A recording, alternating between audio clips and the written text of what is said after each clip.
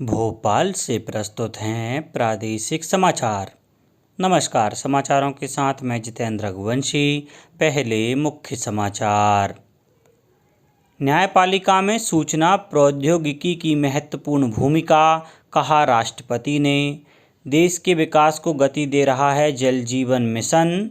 मुख्यमंत्री ने कहा, प्रदेश को सुशासन देना हमारा संकल्प और रेल के निजीकरण की कोई योजना नहीं। अब समाचार विस्तार से। सीरम इंस्टीट्यूट ऑफ इंडिया और भारत बायोटेक ने निजी अस्पतालों के लिए कोविड रोधी टीके की कीमत कम कर दी है। सीरम इंस्टीट्यूट ऑफ इंडिया ने कोविशील्ड टीके की कीमत 600 रुपये से घटाकर 225 रुपये कर दी है।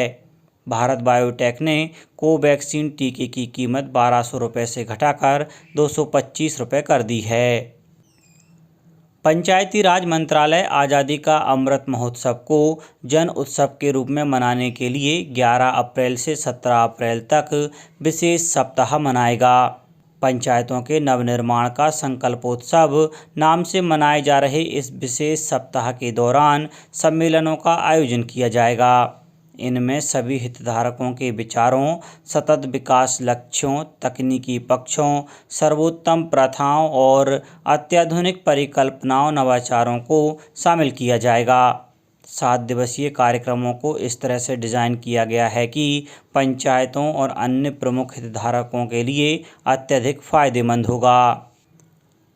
राष्ट्रपति रामनाथ कोविंद ने मुकदमों से पहले और बाद में भी मध्यस्थता की स्वीकृति के लिए वैज्ञानिक प्रशिक्षण और अन्य कदम उठाने का आह्वान किया है। उन्होंने कहा कि महामारी के कठिन समय में सूचना और प्रौद्योगिकी ने न्यायपालिका में महत्वपूर्ण भूमिका निभाई है। श्री कोविंद कल नर्मदा जिले के केवड़िया में गुजरात उच्च न्यायालय द्वारा आयोजित मध्यस्थता और सूचना प्रौद्योगिकी पर राष्ट्रीय सम्मेलन के उद्घाटन समारोह को संबोधित कर रहे थे। इस अवसर पर उच्चतम न्यायालय के मुख्य न्यायाधीश NV रमन्ना ने मध्यस्थता के माध्यम से विवादों को हल करने पर जोर दिया।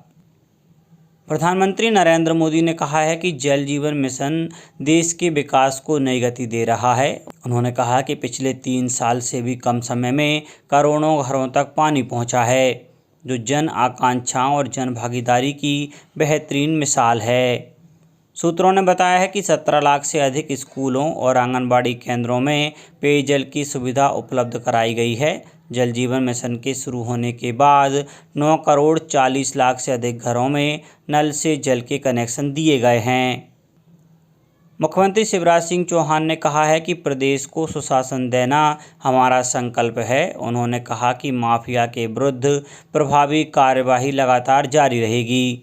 श्री सिंह कल राज्य मंत्रालय में वीडियो कॉन्फ्रेंस के माध्यम से प्रदेश के संभागयुक्त पुलिस महानिरीक्षक, कलेक्टर और पुलिस अधीक्षक को संबोधित कर रहे थे। उन्होंने कहा कि विकास और जन कल्याणकारी योजनाओं को बेहतर तरीके से क्रियान्वित करने की जिम्मेदारी मैदानी अफसरों की है। मुख्यमंत्री ने निर्देश दिए कि आत्मनिर्भर मध्य प्रदेश के लक्ष्य को पूर्ण किया जाए। मुख्यमंत्री शिवराज सिंह चौहान श्री राम नवमी के अवसर पर आज श्री राम राजा सरकार मंदिर परिसर ओरछा में श्री राम राज्य कला दीर्घा का लोकार्पण करेंगे। इस अवसर पर पवित्र नदी बेतवा के तट पर सायंकाल में दीपोत्सव में 5 लाख दियों को एक साथ प्रज्वलित कर भगवान श्री राम के प्रति आस्था प्रकट की जाएगी। संस्कृति, पर्यटन और धार्मिक न्याय एवं धर्मस्व मंत्री सुश्री उषा ठाकुर भी उपस्थित रहेंगी। उल्लेखनीय है कि श्री राम राजा सरकार मंदिर परिसर ओरछा में संस्कृति विभाग द्वारा भगवान श्री राम के चरित्र आधारित श्री राम राज्य कला दीर्घा तैयार की गई है। इसमें भारत के लगभग सभी राज्यों की लोक चित्र शैलियों में भगवान श्री राम के एक एक चरित्र का चित्रांकन किया गया है। भगवान श्री राम के 36 गुणों और उनकी विशिष्टता को चित्र अभिव्यक्ति दी गई है। विकास की पत्रकारिता में सबसे आगे प्रसार भारती है। दूरदर्शन और आकाशवाणी ने इसे प्राथमिकता दी है। उक्त आशय के विचार माखनलाल चतुर्वेदी पत्रकारिता विश्वविद्यालय के कुलपति KG सुरेश ने कल भोपाल के कुशाभाऊ ठाकरे हॉल में विकास में सहभागिता विषय पर आयोजित सम्मेलन में व्यक्त किए। इस अवसर पर अटल बिहारी वाजपेयी सुशासन एवं नीति विश्लेषण संस्थान के प्रोफेसर सचिन चतुर्वेदी ने कहा कि विकास का संवाद कहें या विकास की पत्रकारिता, दोनों का अर्थ यह है कि विकास की पत्रकारिता करते समय पाठकों की सोच और उनके दृष्टिकोण को ध्यान में रखना होगा। केंद्रीय आवास और शहरी मामलों के मंत्रालय ने ईट स्मार्ट सिटी चैलेंज के विजेताओं की घोषणा कर दी है। इसमें 11 शहरों को विजेता घोषित किया गया है। गौरव की बात है कि इसमें सर्वाधिक 4 शहर इंदौर, जबलपुर, सागर और उज्जैन मध्य प्रदेश के हैं। प्रदेश विजेता शहर को 50 लाख का पुरस्कार प्राप्त होगा। इससे भी बड़ी गौरव की बात यह है कि इन्हें जुलाई 2022 में बर्मिंघम, इंग्लैंड में होने वाले कार्यक्रम में शामिल होने का अवसर मिलेगा। मुख्यमंत्री श्री शिवराज सिंह चौहान ने ईट स्मार्ट सिटी चैलेंज में प्रदेश के इंदौर, उज्जैन, जबलपुर और सागर के विजेता होने पर बधाई दी है। उन्होंने कहा कि मध्य प्रदेश हर क्षेत्र में देश में अग्रणी बन रहा है। मुख्यमंत्री ने चारों शहर के जिला प्रशासन को इस उपलब्धि के लिए बधाई दी। नागरिकों का खानपान उचित, व्यवस्थित और सही हो, जिससे स्वास्थ्य के साथ आर्थिक प्रणाली का दृष्टिकोण भी सुव्यवस्थित करने के मद्देनज़र भारत सरकार द्वारा eat right India cities challenge competition आयोजित किया गया। इसमें देश के 11 शहरों में से सर्वाधिक मध्य प्रदेश के 4 शहरों को स्थान प्राप्त हुआ। शहरी स्तर पर ईट राइट इंडिया के दृष्टिकोण को बढ़ाने के लिए 15 अप्रैल 2021 को भारतीय खाद्य सुरक्षा और मानक प्राधिकरण FSSAI के सहयोग से MOHUA द्वारा चुनौती शुरू की गई थी। केंद्रीय रेल मंत्री अश्विनी वैष्णव ने कहा है कि भारतीय रेल के निजीकरण की सरकार की कोई योजना नहीं है। भारतीय रेल मजदूर संघ के पेराम्बुर में आयोजित 20वें अखिल भारतीय सम्मेलन का दिल्ली से वर्चुअल उद्घाटन करते हुए उन्होंने कहा कि विपक्षी दल भारतीय रेल के निजीकरण के बार बार आरोप लगा रहा है, लेकिन यह एक विशाल और जटिल संगठन है। फिलहाल इसके निजीकरण की कोई योजना सरकार के पास नहीं है। रेल मंत्री ने इस अवसर पर रेल विभाग को नई तकनीक से लैस करने की आवश्यकता पर बल देते हुए कहा कि हमें यात्रियों की सुरक्षा और सुविधा की अपेक्षाओं पर खरा उतरना होगा। उन्होंने कहा कि सरकार रेलवे के उन्नतीकरण के लिए प्रतिबद्ध है। केंद्रीय आयुष मंत्री सर्बानंद सोनोवाल ने कल नई दिल्ली में होम्योपैथी आरोग्य के लिए लोगों की पसंद विषय पर 2 दिवसीय सम्मेलन का उद्घाटन किया। इस अवसर पर श्री सोनोवाल ने कहा कि आयुष से जुड़ी शिक्षा, अभ्यास और दवा विकास क्षेत्रों में एक परिवर्तनकारी बदलाव आ रहा है।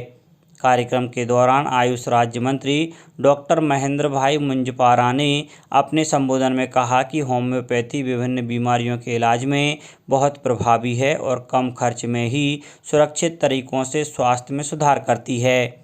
श्री सोनोवाल ने कहा कि होम्योपैथी उपचार पर लोग भरोसा करते हैं और पीढ़ियों से पारिवारिक चिकित्सकों से होम्योपैथी इलाज करवाते हैं। मुख्यमंत्री श्री शिवराज सिंह चौहान के निर्देशानुसार प्रदेश में शासकीय भूमि पर हुए अवैध कब्जों को हटाने और भूमाफिया के विरुद्ध चल रहे एंटी माफिया अभियान में कल निवाड़ी और कटनी में कड़ी कार्रवाई की गई। लगभग 6 करोड़ रुपए मूल्य की भूमि को मुक्त कराया गया। निवाड़ी जिले के पृथ्वीपुर तहसील के नगर परिषद क्षेत्र में भूमाफिया श्याम बिहारी राठौर और दयाराम अहिरवार के विरुद्ध कार्रवाई करते हुए 1.5 हेक्टेयर का आधिपत्य छुड़वाया गया। इस भूमि पर नवीन तहसील भवन प्रस्तावित है। साथ ही पृथ्वीपुर में 10,000 वर्ग फीट शासकीय भूमि पर अवैध रूप से किए गए कब्जे को निस्तानाबूद किया गया। यह भूमि छात्रावास की है। इन दोनों भूमियों की बाजार कीमत लगभग 600 लाख रुपए है। दोनों आरोपियों के विरुद्ध थाना पृथ्वीपुर में प्रकरण पंजीबद्ध कराया गया है। शक्ति की आराधना और भक्ति का पर्व नवरात्रि प्रदेश में भी परंपरागत हर्षोल्लास के साथ मनाया जा रहा है। कल अष्टमी तिथि के मौके पर लोगों ने अपने घर और मंदिरों में देवी की आराधना की। खंडवा जिले में भवानी माता, नवचंडी, शीतला माता, विजयासन माता और तुलजा भवानी के मंदिरों में बड़ी संख्या में श्रद्धालु पहुंचे। शिवपुरी जिले के बलारपुर, राजराजेश्वरी, केला माता मंदिरों पर कल विशेष पूजा अर्चना हुई। धार जिले में प्रसिद्ध गढ़कालिका मंदिर, गायत्री शक्तिपीठ सहित अन्य माता मंदिरों में धार्मिक अनुष्ठान का सिलसिला लगातार चल रहा है। देवास में माता टेकरी स्थित तुलजा भवानी, मां चामुंडा के मंदिरों में दर्शकों की लंबी कतार लगी। सीहोर जिले के सलकनपुर, जबलपुर जिले के त्रिपुर सुंदरी, बारेला शारदा मंदिर, आगरा जिले के नलखेड़ा स्थित मां बगलामुखी मंदिर, शाजापुर के राजराजेश्वरी मंदिर, राजगढ़ जिले के भैंसवा माताजी मंदिर, मां जालपा मंदिर, पन्ना जिले के पवई में कलेही देवी मंदिर, पन्ना में पद्मावती मंदिर में बड़ी संख्या में धर्म प्रेमी पहुंच रहे हैं। इसी प्रकार अशोकनगर जिले के चंदेरी में जागेश्वरी देवी मंदिर, शहडोल जिले के विराटेश्वरी धाम, सिंहपुर के देवी मंदिर, भोपाल के गायत्री शक्तिपीठ, काली माता मंदिर, उज्जैन के मां हरसिद्धि मंदिर, गढ़कालिका देवी मंदिर सहित प्रदेश भर के अन्य देवी मंदिरों में भक्तजन माता की पूजा आराधना कर रहे हैं। अनेक देवी मंदिरों में कल शाम देवी जागरण के आयोजन भी होने की जानकारी मिली है। अब कुछ समाचार संक्षेप में। देवास में पंडित कुमार गंधर्व की स्मृति का 2 दिवसीय समारोह शुरू हो गया है। समारोह में सुश्री बिंबावती देवी को 2018 के लिए, सुश्री मीता पंडित को 2019 और सुश्री सुचिस्मिता आचार्य एवं सुश्री देवोप्रिया रणदेवे को 2020 के लिए राष्ट्रीय कुमार गंधर्व सम्मान से अलंकृत किया गया। अनूपपुर जिले के सामुदायिक स्वास्थ्य केंद्र पुष्पराजगढ़ में 11 अप्रैल को मातृत्व देखभाल के तहत गर्भवती माताओं के स्वास्थ्य जांच, परीक्षण एवं उपचार शिविर का आयोजन किया जाएगा। उमरिया जिले में कल सुबह पाली थाना अंतर्गत ग्राम अमीलिया राष्ट्रीय राजमार्ग पर दुर्घटना में 2 लोगों की मौत हो गई। और शहडोल जिले में प्रधानमंत्री गरीब कल्याण अन्न योजना के तहत निःशुल्क राशन वितरण के लिए 448 उचित मूल्य दुकानों पर अन्न उत्सव का आयोजन किया गया। अंत में मुख्य समाचार एक बार फिर। न्यायपालिका में सूचना प्रौद्योगिकी की महत्वपूर्ण भूमिका, कहा राष्ट्रपति ने। देश के विकास को गति दे रहा है जल जीवन मिशन। मुख्यमंत्री ने कहा, प्रदेश को सुशासन देना हमारा संकल्प और रेल के निजीकरण की कोई योजना नहीं। इस बुलेटिन में इतना ही। घर पर रहिए, सुरक्षित रहिए और सुनते रहिए प्रादेशिक समाचार। नमस्कार।